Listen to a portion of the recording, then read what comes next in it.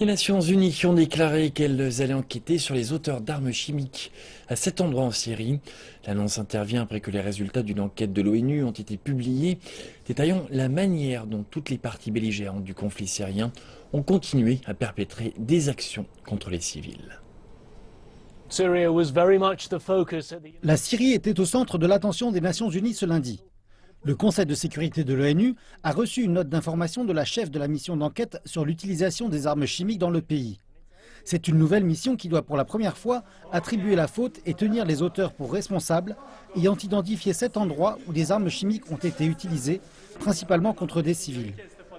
C'est quelque chose dont la responsable de la mission, Virginia Gamba, dit qu'il ne doit simplement pas être toléré.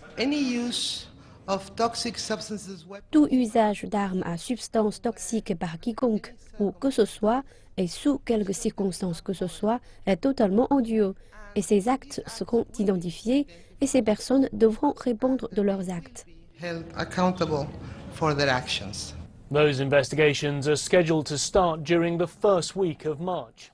Ces investigations doivent commencer pendant la première semaine de mars. Entre-temps, lundi a été rendu le dernier rapport du groupe indépendant d'enquête qui est chargé d'examiner les violations présumées des droits de l'homme internationaux en Syrie.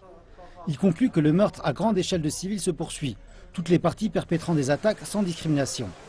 La Commission a remarqué qu'aucune partie du conflit ne respectait le droit international humanitaire, les conventions de Genève ou les conventions sur les droits de l'homme et que par conséquent, elle mène des actions qui équivalent à des crimes de guerre ou à des crimes contre l'humanité.